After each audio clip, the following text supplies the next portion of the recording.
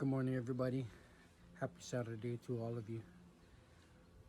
Few things going on. Um, so last week, Saturday, I took a nap because really there was nothing for me to do here at home. Nothing good on TV except watching the same shows over and over. So I took a nap. But when I woke up, as I tried to open my left eye, it was a little hard. But when I finally did open my eye, it felt like the cataract surgery I had, the film or lens or whatever they put over my eyeball, felt like it was coming off. And I didn't have terrific vision already to begin with. Ever since I fell and hit my head, the back of my head. But I was starting to improve. I could see things. Even when my wife was driving, normally if she's driving, I'm in the passenger seat and we leave the street, I'll look one way to help her out, to let her know if it's clear or not.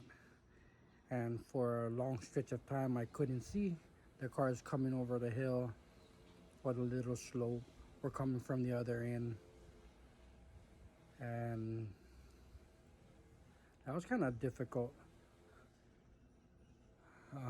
But then, it started gradually getting better to the point where I could see far enough to let her know, okay, you can go, or no way, you get cars coming. But of course, as a driver, she got to double check, right? To make sure I'm not fucking with her. But now that, since I woke up from taking that nap, all the floaters that had gone away, uh, they've come back with a vengeance. So like here, if I close my right eye, and I like super focus. Sorry for that momentary pause. This stupid Libre that I have in my arm to check my blood sugars. Um, I know I'm the one who wanted it because it's easier than taking the glucometer, taking the needles to draw blood and take my check my sugars. But it's like really demanding. You turn on all the notifications and it's just so super annoying. But it is important that I check my blood sugars. But I turn it off. And sometimes my diabetes management team can't track my sugars, or they question me, why do I turn it off? And I tell them because this thing is too demanding. It's like every 5 minutes or even quicker it goes off, giving me a notification, and I'm like, fuck, I know I gotta check them. Stop being so goddamn pushy. Okay, so back to my eye. So if I close my right eye, everything that was starting to come back slowly is now reverting to going backwards, where it's like not super blurry, but blurry, and I really gotta focus. I mean, I know what I'm looking at. I don't know. The thing that irritates me the most about this, aside from going backwards, is I'm starting to be able to read without having to take screenshots and blowing a picture up.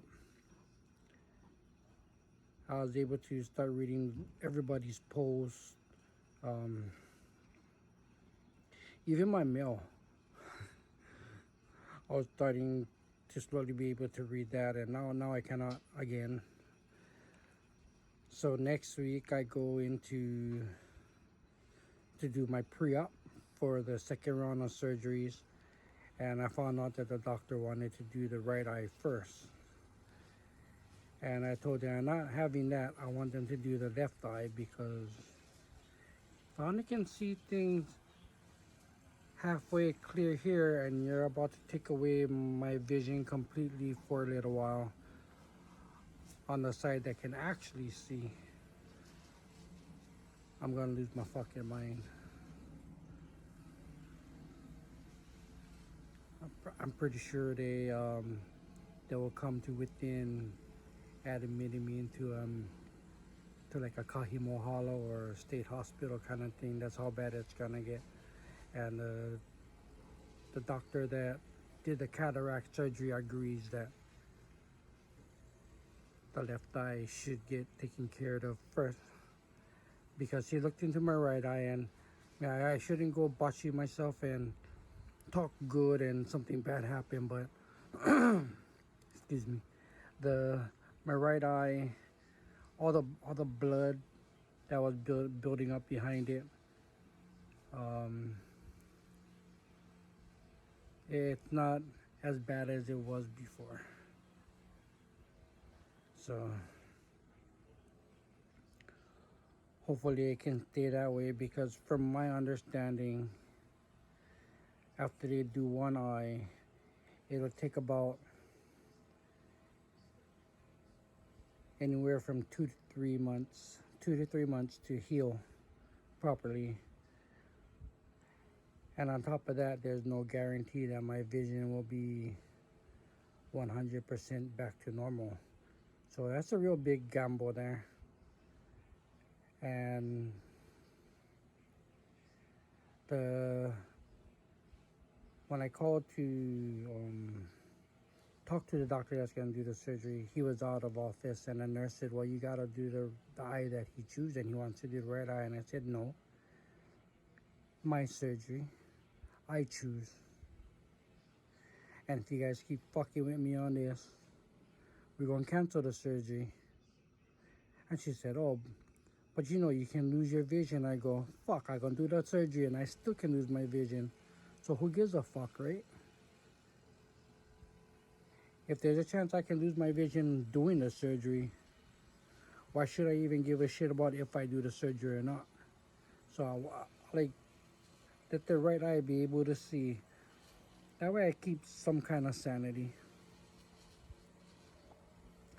So I got the backing of the doctor who did my cataract surgery, and he also put in a note to the doctor who's going to do the next surgery that it would be better to do my left eye first. Hopefully he listens, but he's supposed to be the specialist. But I told my wife too that I ain't risking going mad and flying off my rocker because they think that they can make the decision for me. No, fuck that. So it's either gonna be do my left eye or no talk to me again until you're ready to do my left eye. And hopefully whatever I've been doing to slowly recover, I can continue to do so. And the vision in my right eye stays clear enough for me to get by. But like I said, I ain't gonna say shit and botch it myself, because going forward is the whole thing, and to even take half a step backward is really annoying, because here I am doing and progressing and going forward, and next thing you know I gotta take a step back because something never go right, or because the doctors or the specialist says you gotta do this instead. Case in point, so the left heel, my wound is getting better to the point where the doctor is releasing me enough for me to go back to the daycare. But I have a lot of stipulations to adhere to.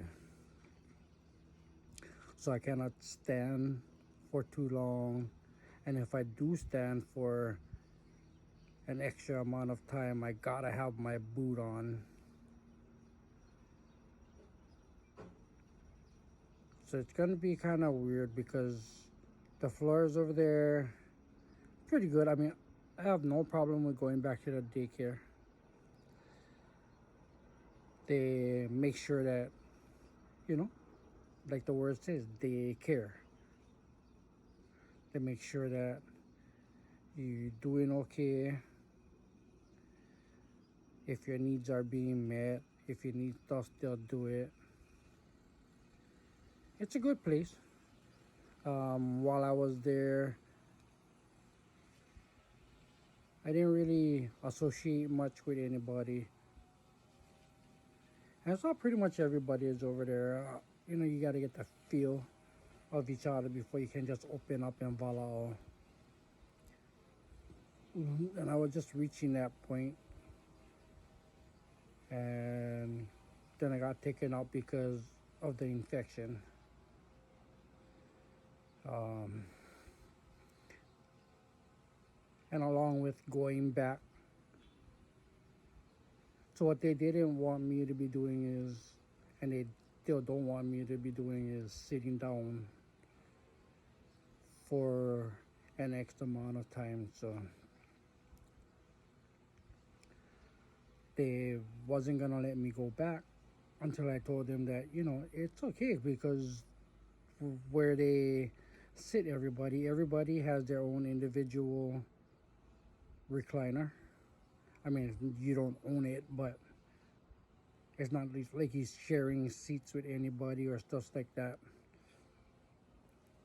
So the doctor said, okay, so if you got a recliner, you cannot let your heel touch any part of the recliner, blah, blah, blah. You gotta let them hang off. You gotta raise your legs. And I'm like, all the things you guys get me doing already,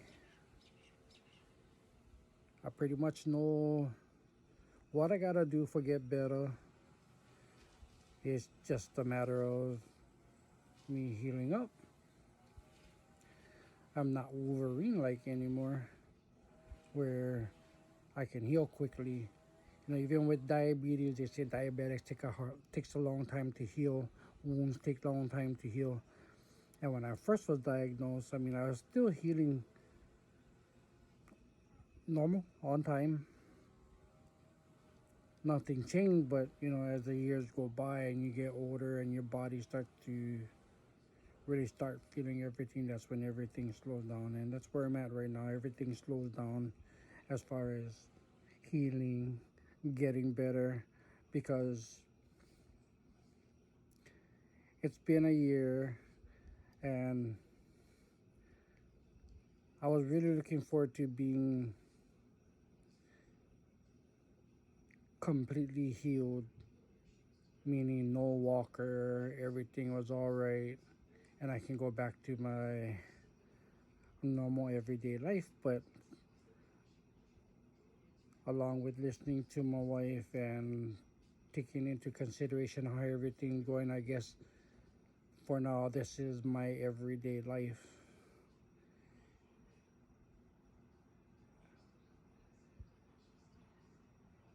It's not the best, it could be worse. So I gotta find a lot of things to do to keep my mind occupied for the day. Watching TV only works so much. If it was professional wrestling programming 24/7, I'll be perfectly fine. But then, I grown back into the habit of wanting to cook, which with my vision going screwy on the left side again, I'm really not doing much in the kitchen again, because I tried just making me dinner last night. I was having a hard time really focusing on the task at hand. So we had rotisserie chicken, and it was nighttime. I had the kitchen light on. It's rotisserie chicken, so it's not the clearest thing to see when you try and peel through the skin and get to the meat and stuff. And so I was getting frustrated, and so I had to ask my wife to help me make me my food for dinner.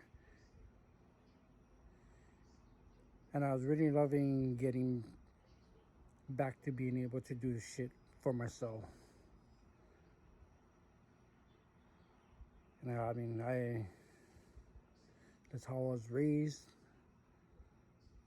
That's the mode I fell into.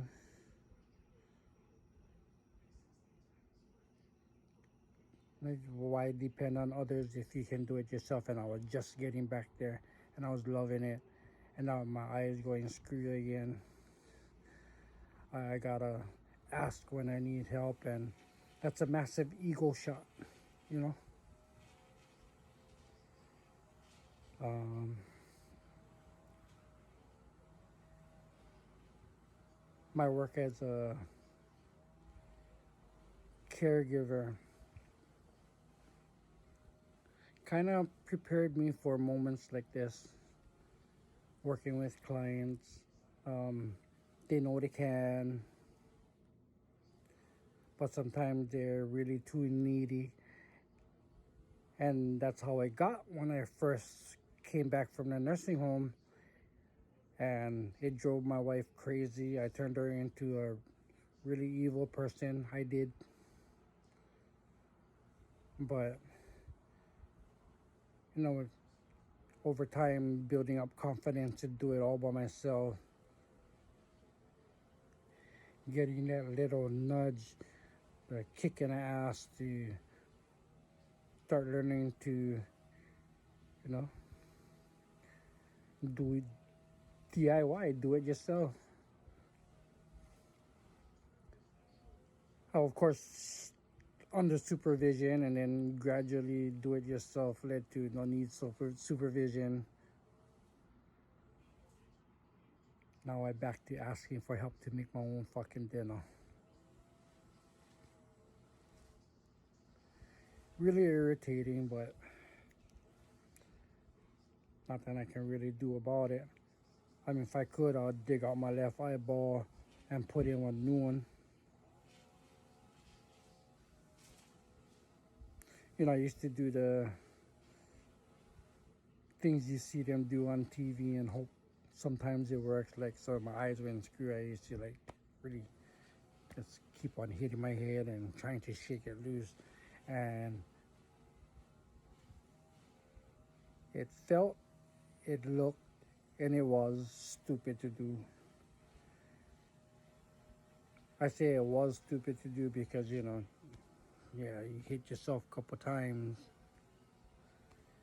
Nothing happened, but you get so frustrated and you start hitting yourself and hitting yourself and hitting yourself. And the more you hit yourself, the more mad you get because it's not going right. And to the point, one time I was doing it, and my wife had to literally put her hand here to stop myself from beating myself up because I was getting really agitated. My slapping my head was starting to turn into punches. And the more that I punched myself, the madder I got. And the madder I got, the harder I would punch myself. If you've ever been to any of my professional wrestling matches, one of my friends, he was a fan at first, and over time we built a friendship, and he made me a club that I walk to the ring with. And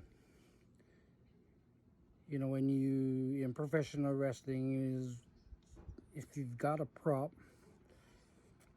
there's no sense of you having it if you're not gonna do nothing with it. So, I used to hit people with it, but then to me it was starting to get stale. So I had to think to myself, well, what can I do to make it interesting? Bringing this weapon with me to the ring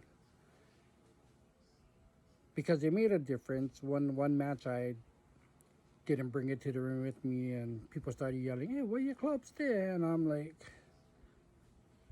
who gives a shit? I didn't want to bring it, but of course, I don't say that because it's the fans who makes the professional wrestler. So I got to thinking, shit, if I can hit myself as hard as I can hit myself and I don't phase myself from a mental aspect, that's the hardest hit that I'll ever, you know, receive to knock some senses into me or, kind of open my eyes. So I started using my club and I would bash right here. And people, I could hear sometimes, in a professional wrestling match, you get so zoned out that sometimes you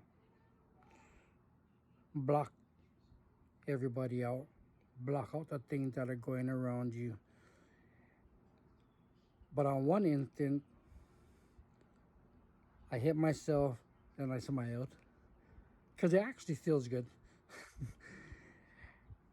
But I overheard a fan say, "Oh, that's fake. He's not really hitting himself."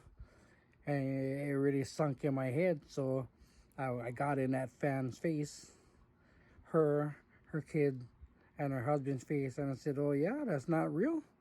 Check this shit out." And I really, really, really, really bashed my head with my club right in front of them, and the sound just echoed. And everybody's like, "Holy shit, you fucking retarded, bro, for doing shit like that." After the match, my tag team partner told me, one day you're gonna hit yourself and you're gonna knock yourself out, and that's it.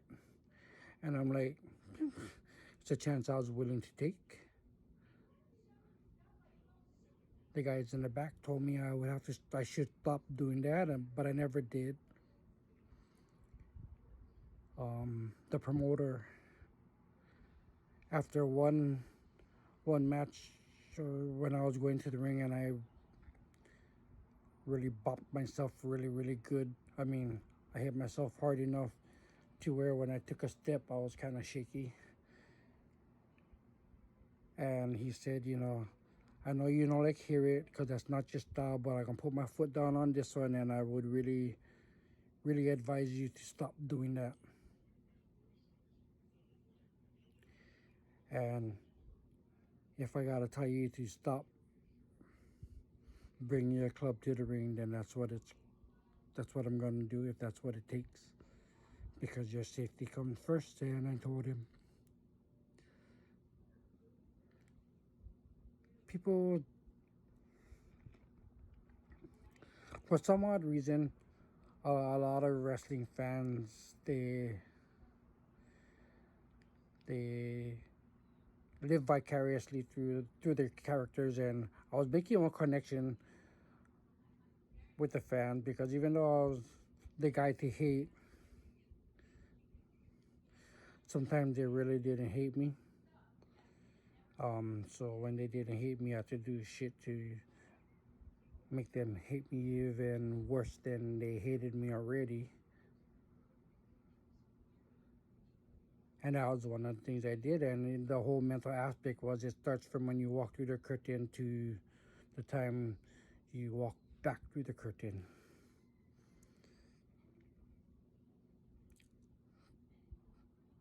And instead of just, you know, walking out of the curtain while they boo me and I boo them back, or I talk shit to them and they talk shit to me, the connection I made was hitting myself in the head with my club.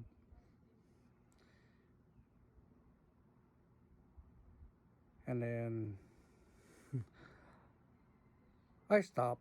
The day I stopped was the day I realized that, this is really the young boy thing to do. Kind of like when I was working moving, and one of my good friends who eventually became my boss told me, "You never feel like this is something for the young boys?" And I told him, every fucking morning when I wake up, and tell myself that this ain't the shit for you to do no more. You gotta go find yourself something else better for do, because you ain't gonna hang too much longer. And I got a little reprieve when he eventually became boss, and he experimented by putting me into like a supervisor position. It was kind of a relief, because I didn't have to go through the grits and the grind every day of carrying heavy shit. I could just drive around and tell guys how to carry heavy shit, coach them how to do it. Sometimes they listen, sometimes they don't. Which was the shitty part, because they knew that if they listened to me and they didn't and they fucked up, the blame goes on me. But I also told them that, I used to play that fucking game too myself that you guys playing, so don't give me that shit. It's not like I'm gonna tell you for maybe you should try this and you're gonna intentionally ding the wall and pull a big hole in them, because the shitty part for you guys is I gotta come out here and do the investigation myself. And that's one thing that I gonna think of is, did they do it because it just happened, or did they do it because you told them and they never like hear shit from their boss, or because why the fuck you boss? How come they made you boss and not made me boss? It was like that for a long time, and you got to really earn your shit in the moving industry. You got to start on the fucking bottom and you got to work your way up. And I thought I had worked my way into that position. I never let it get to my head. A lot of the guys thought I did, but it was just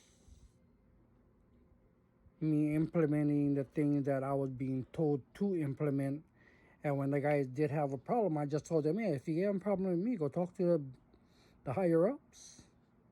I just doing what they're telling me for do, trying to help you guys along to make sure that you're not sitting at home without one fucking job. And if it means coming off like an asshole to you, go to show you guys how much I really care, yeah? I mean, we boys and all before we start work.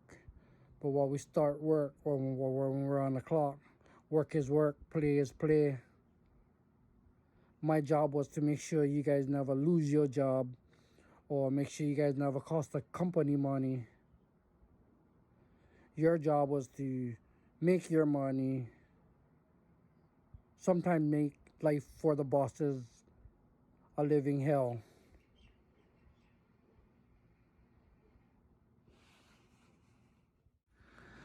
Sorry this video went longer than it was supposed to, so I'll just end it right there.